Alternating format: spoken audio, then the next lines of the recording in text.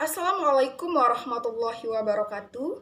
Sebelumnya perkenalkan nama saya Kenzi Lodianti, NPM A1G01980, kelas 3C, Prodi PGSD FKIP Universitas Bengkulu. Di sini saya memenuhi tugas mata kuliah Konsep Dasar Politik dan Bela Negara. Dosen pengampu Panut Setiono MPD. Nah, teman-teman, di sini saya akan menjelaskan mengenai sebuah topik dengan judul Relevansi Dikotomi Kelas Sosial Karl Marx pada Masyarakat Indonesia. Nah, sebelum kita masuk pada penjelasan materi tersebut, yuk kita sama-sama mengetahui siapa sih Karl Marx itu sendiri. Nah, jadi jika kita mendengar nama Karl Marx, tentu terbenak dalam pikiran kita bahwasanya Karl Marx ini Partai Komunis Indonesia, menganut sistem Partai Komunis Indonesia atau PKI, yang mana terkenal bahwasanya PKI itu adalah terkenal dengan kebejatannya dan kezolimannya. Nah, jadi teman-teman, Karl Marx ini merupakan filsuf, sejarawan, sosiolog, dan pencipta politik, yang mana dia ini juga sebagai revolusioner yang berasal dari Jerman. Nah, Karl Marx ini sendiri lahir di Trier, Prusia, Jerman pada tanggal 5 Mei 1818. Karl Marx ini lahir di tengah keluarga Yahudi, yang mana ayahnya itu adalah seorang pengacara. Nah, Karl Marx ini pada tahun 1841 ia masuk ke dalam Universitas Berlin, yang mana itu adalah sebuah institusi yang dipengaruhi oleh filsafat Hegelian, dan kemudian ia lulus dengan gelar doktor. Marx ini, teman-teman, bekerja sebagai kontributor untuk sebuah koran yang berhaluan liberal radikal. Nah, pada tahun 1843, Karl Marx ini menerbitkan bukunya yang pertama dengan judul The Holy Family. Nah, dengan diterbitkannya buku ini, mulai timbul ketertarikan Karl Marx dalam bidang ekonomi. Pada tahun 1845, Karl Marx ini diusir dari Prancis dan kemudian menetap di Brussels.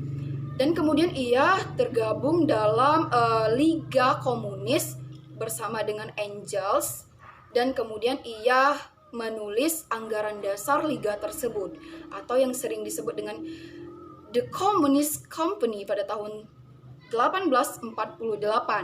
Nah, pada tahun 1849, setelah kegagalan Jerman, Marx ini lebih menarik diri, meninggalkan kegiatan-kegiatan revolusioner dan lebih fokus kepada penulisan karyanya. Nah, dengan judul Das Kapital, Marx ini menulis karyanya Das Kapital ini menulis dalam 3 jilid. Nah, jilid yang pertama itu terbit pada tahun 1867. Nah, pada tahun 1883, sesudah diterbitkannya 1 jilid, yaitu tadi pada tahun 1867, Marx ini meninggal dunia dan tidak bisa melanjutkan untuk menulis jilid kedua dan jilid ketiganya. Oleh karena itu, dilanjutkan oleh temannya, yaitu Engels, dengan pemikiran-pemikiran Karl Marx sebelum ia meninggal. Nah, jadi teman-teman, di sini saya tidak akan membahas mengenai latar belakang Karl Marx berkelanjutan, akan tetapi langsung saja kita pada pembahasan topik yang sudah saya pilih tadi, yaitu mengenai relevansi dikotomi kelas sosial Karl Marx pada masyarakat Indonesia. Nah, di sini saya akan menjelaskan mengenai 6 topik pembahasan. Nah, yang pertama itu adalah teori kelas Marxisme, yang kedua itu adalah kelas sosial, yang ketiga itu adalah individu, kepentingan sosial, dan revolusi. Yang keempat itu adalah negara kelas, yang kelima itu adalah ideologi, dan yang terakhir itu adalah kritik. Nah, langsung saja kita pada pembahasan yang pertama, yaitu adalah teori kelas Marxisme. Nah, jadi teman-teman, teori kelas Marxisme ini bertumpu pada pemikiran bahwa sejarah yang ada sampai sekarang itu adalah sejarah perjuangan kelas. Dengan kata lain, teori kelas ini menganggap bahwasanya pelaku utama dalam sejarah itu adalah kelas-kelas sosial. Nah, misalnya saja keterasingan manusia itu adalah hasil penindasan suatu kelas oleh kelas lainnya. Teori yang dikemukakan oleh Karl Marx ini bukanlah sebuah teori yang eksplisit, melainkan sebuah latar belakang pendapat Karl Marx, yaitu mengenai hukum perkembangan kapitalisme dan sosialisme. Nah, Karl Marx ini membedakan masyarakat itu menurut mode produksi atau teknologi dan pembagian kerja. Nah, dari masing-masing mode produksi tersebut, kemudian muncul dan lahirnya suatu sistem yang berbeda-beda, yang mana suatu kelas itu mengatur sistem produksi tersebut atau kelas pemilik modal, dan sedangkan kelas yang lain itu adalah sebagai produsen langsung dan penyedia layanan bagi kelas dominan atau kelas buruh. Nah, dari faktor ekonomi inilah yang akhirnya mengatur hubungan pada masyarakat kapitalisme. Nah, kita berlanjut dalam pembahasan yang kedua, yaitu mengenai kelas sosial. Nah, kelas sosial ini menurut Lenin dapat juga dikatakan sebagai golongan sosial dalam tatanan masyarakat yang ditentukan oleh posisi tertentu dalam sistem produksi. Nah, hal ini juga serupa sebagaimana yang dikatakan oleh Karl Marx bahwasanya kelas itu berakar dari hubungan sosial produksi, bukan distribusi dan juga bukan konsumsi. Nah, menurut Karl Marx, pelaku utama dalam perubahan sosial itu bukan individu, melainkan kelas-kelas sosial. Nah, di dalam setiap masyarakat itu tentunya ada pembagian kelas yang menguasai dan ada juga kelas yang dikuasai, atau dengan kata lain ada yang kelas atas dan juga ada yang kelas bawah. Nah, menurut Karl Marx ini membagi kelas sosial itu menjadi 3 kelas. Nah, yang pertama itu adalah kaum buruh, yang kedua itu adalah kaum pemilik modal, dan yang ketiga itu adalah tuan tanah. Nah, akan tetapi dalam masyarakat kapitalisme ini, tuan tanah itu dimasukkan ke dalam kaum pemilik modal. Nah, di sini saya akan menjelaskan mengenai rinciannya tersebut. Nah, yang pertama tadi adalah kaum pemilik modal atau yang sering kita sebut bourgeois. Nah, kaum pemilik modal ini merupakan kaum yang memiliki alat-alat produksi. Mereka bisa membeli dan mengeksploitasi tenaga kerja untuk meningkatkan nilai surplus atau yang sering kita kenal yaitu nilai lebih. Nah, dari para pekerja untuk mengakumulasikan dan memperluas modal mereka. Sedangkan kaum buruh atau proletariat itu sendiri yaitu tenaga kerja yang hanya memiliki kemampuan dengan menggunakan tangan dan pikiran-pikiran mereka. Kaum buruh ini harus mendapatkan penghasilan dari kaum pemilik modal. Nah, jadi teman-teman, di dalam sistem kapitalisme itu antara kaum buruh dan kaum pemilik modal itu saling membutuhkan, yang mana kaum buruh itu bekerja apabila kaum pemilik modal itu membuka tempat kerja. Nah, sedangkan kaum pemilik modal itu membutuhkan buruh untuk mengerjakan usaha pabriknya. Akan tetapi, ketergantungan tersebut itu tidak seimbang, yang mana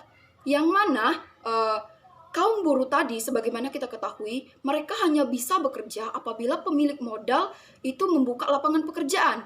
Nah, apabila kaum pemilik modal itu tidak membuka lapangan pekerjaan, mereka tidak akan bisa mendapatkan penghasilan untuk memenuhi kebutuhan kehidupannya sehari-hari. Nah, Berbeda dengan kaum pemilik modal. Kalau kaum pemilik modal ini, walaupun tidak ada buruh, mereka masih tetap bertahan hidup. Karena mengapa? Karena mereka bisa menjual pabriknya kepada orang lain untuk memenuhi kebutuhannya sehari-hari. Nah, dapat disimpulkan dari gambaran itu tadi bahwasanya kaum buruh itu adalah kaum yang lemah. Sementara kaum pemilik modal tadi adalah kaum yang kuat. Nah, hubungan antara dua kelas ini merupakan ataupun pada hakikatnya itu merupakan hubungan yang eksploitasi. Pada poin ketiga yaitu mengenai individu, kepentingan kelas, dan revolusi. Nah, pertentangan antara kaum buruh dan kaum pemilik modal itu bukan karena kaum buruh iri atau para majikan egois, tapi telah kita ketahui bahwasanya kedua kelas tersebut memiliki kepentingan yang beda, memiliki kepentingan yang berlawanan antara satu dengan yang lainnya. Nah, terdapat 3 unsur di dalam teori yang dikemukakan oleh Karl Marx. Yang pertama itu adalah besarnya peran segi struktural dibandingkan peran segi kesadaran dan moralitas. Nah, pertentangan antara kaum buruh dan kaum pemilik modal itu tadi yang bahwasanya itu berbeda kepentingan itu ditentukan oleh kedudukan masing-masing dalam sistem produksi. Nah, untuk menyelesaikan konflik tersebut itu tidak bisa dilakukan dengan jalan musyawarah. Nah, sedangkan yang kedua itu adalah pertentangan ataupun perbedaan kepentingan antara kaum buruh dan kaum pemilik modal itu berlawanan. Nah, hal ini kemudian mengakibatkan masing-masing pihak itu tentunya mengambil sikap yang berbeda, yang mana kaum pemilik modal ini mengambil sikap konservatif, sedangkan kaum buruh ini mengambil sikap revolusioner. Nah, dalam artian kaum pemilik modal ini berusaha untuk mempertahankan statusnya, sedangkan kaum buruh ini berusaha untuk melakukan perubahan. Nah, poin yang ketiga tadi yaitu kemajuan susunan dalam masyarakat itu bisa dilakukan dengan cara revolusi. Nah, kita ketahui bahwasanya kelas bawah itu berusaha untuk melawan dan menggulingkan kelas atas. Akan tetapi, kelas atas itu berusaha mempertahankan kekuasaannya. Nah, oleh karena itu, jalan keluar dilakukan adalah dengan jalan kekerasan, yaitu melalui revolusi. Nah, pada topik pembahasan yang keempat, yaitu mengenai negara kelas. Nah, jadi teman-teman, menurut Marx, negara adalah negara kelas. Nah, yang berarti negara secara langsung maupun tidak langsung itu dikuasai oleh kelas yang menguasai bidang ekonomi. Nah, negara itu bukanlah lembaga yang dapat mengatur masyarakat. Akan tetapi negara itu adalah alat yang digunakan oleh kaum atas untuk melindungi kekuasaan mereka. Nah, kedudukan negara itu tidak netral, akan tetapi berpihak pada kelas atas. Negara sebenarnya itu hanya berpura-pura untuk mensejahterakan rakyat. Akan tetapi pada faktanya itu negara itu merupakan situasi untuk mengelabuhi para pekerja. Nah, pada pokok pembahasan yang kelima yaitu mengenai ideologi. Nah, kita telah mengetahui bahwasanya ideologi itu adalah suatu ajaran yang menjelaskan tentang keadaan atau terutama struktur kekuasaan yang mana pasti orang itu menganggap bahwasanya sah, padahal tidak sah. Nah, seperti contoh misalnya saja klaim bahwasanya negara itu memajukan kepentingan umum, padahal kebanyakan pada faktanya itu negara itu mementingkan kepentingan kelas atas. Nah, jadi pada dasarnya masyarakat itu menganggap bahwasanya negara itu memiliki ideologi yang polos. Akan tetapi pada faktanya agama, moralitas, dan berbagai nilai-nilai itulah yang menguntungkan kelas atas dengan sendirinya. Bahwasanya kelas bawah itu tidak bisa melakukan apa-apa karena sejatinya kelas ataslah yang menguasai sarana dan prasarana material dan spiritual.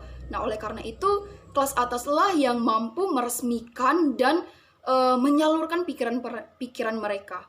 Nah, menurut Karl Marx terdapat kritik bahwasanya kita itu harus curiga jika ada penguasa yang mencontohkan ataupun yang menggebur-geburkan kata-kata yang menyangkut nilai-nilai luhur dan kewajiban-kewajiban moral. Itu kita harus berhati-hati karena sejatinya kita tidak mengetahui bahwa di balik semua itu ada sesuatunya. Nah, kemudian di sini saya akan menjelaskan mengenai topik pembahasan kita yang terakhir, yaitu mengenai kritik. Nah, kelas pekerja di negara-negara kapitalisme maju yang menurut Karl Marx itu akan menuju revolusi proletariat. Kemudian mereka itu berhasil untuk memperbaiki keadaan mereka. Nah, kemajuan dari para pekerja itu bukanlah merupakan hadiah dari kaum pemilik modal, melainkan itu merupakan hasil dari perjuangan para pekerja itu sendiri tanpa melakukan ataupun tanpa melalui revolusi. Nah, oleh karena itu jadi pandangan ataupun pendapat bahwasanya ya sebagaimana dikatakan oleh Karl Marx itu bahwasanya perbaikan sosial itu hanya dapat dilakukan dengan revolusi itu tidak benar. Karena mengapa? Yang benar itu adalah perbaikan sosial itu dapat dilakukan melalui perjuangan. Nah, selain itu ada juga pandangan bahwasanya sebagaimana telah kita bahas sebelumnya bahwasanya menurut Karl Marx itu negara itu secara hakiki adalah negara kelas. Nah, itu belum tentu kebenarannya. Bagi negara yang tidak menganut sistem demokrasi itu memang mungkin terjadi. Akan tetapi bagi negara yang menganut sistem demokrasi itu tidak ada yang namanya negara kelas. Semakin demokrasinya suatu negara, maka semakin tidak akan menjadi negara kelas. Nah, jadi teman-teman, itulah penjelasan mengenai relevansi dikotomi Karl Marx pada masyarakat Indonesia. Nah, di sini saya dapat menyimpulkan bahwasanya kita ketahui tadi bahwasanya Karl Marx itu ketika ada di pikiran kita, pasti kita menganggapnya itu partai komunis, yang mana partai komunis itu kan di dalam pikiran kita yang selalu kejam, yang selalu pokoknya yang selalu buruk-buruk. Nah, akan tetapi teman-teman ada sisi baik yang dapat kita ambil dari Karl Marx ini sendiri. Nah, bahwasanya Karl Marx itu memang jarang makan roti. Akan tetapi Karl Marx itu tidak jarang untuk makan bacaan, atau dengan kata lain bahwasanya Karl Marx itu tidak haus akan bacaan buku-bukunya. Nah, yang sebagaimana saya membaca sebuah artikel bahwasanya setiap Karl Marx itu pergi ke luar kota, misalnya ke Prancis, ke Jerman, ke Berlin, dan ke Paris, itu dia selalu menyempatkan dirinya untuk membaca buku-buku yang ada di sana. Nah, berbeda dengan pemuda kita yang sekarang, bahwasanya kalau pemuda sekarang itu kalau kita keluar kota itu pasti yang dicari itu adalah kafe yang terbaik, yang dapat menghabiskan waktu malam untuk secangkir kopi dan sebungkus rokok, atau bahkan para pemuda sekarang itu kalau keluar kota itu berharap ingin mendapatkan kekasih. Nah, berbeda dengan Karl Marx tadi, bahwa kasarnya Karl Marx itu sangat banyak, ataupun ketika ia berlibur itu banyak menghabiskan waktunya itu hanya untuk membaca buku dan mencari referensi-referensi lainnya. Nah, yang kedua itu adalah dapat kita contoh juga, yaitu dalam cara ilmiahnya. Nah, yang mana Karl Marx itu melakukan penyelidikan, percobaan atau eksperimen, terus perenungan, dan kemudian itu penyimpulan. Nah, itu dapat kita terapkan ketika kita ingin melakukan penelitian-penelitian ilmiah. Dan yang selanjutnya, yaitu yang ketiga, contoh yang dapat kita ambil dari Karl Marx ini sendiri, yaitu mengenai bahwasanya antara teori dan praktik itu harus seimbang. Nah, antara teori dan praktik itu harus seimbang. Artinya, jika salah satu, seandainya saja, teori saja tanpa praktik itu tidak ada apa-apanya. Karena bahwasanya jika kedua unsur tersebut saling ada dan saling berjalan seiring, itu maka akan lebih baik. Nah, jadi itulah yang dapat saya jelaskan mengenai latar belakang Karl Marx itu sendiri dan relevansi dikotomi Karl Marx pada masyarakat Indonesia. Baiklah teman-teman, lebih dan kurangnya saya mohon maaf. Wabillahi taufiq wal hidayah.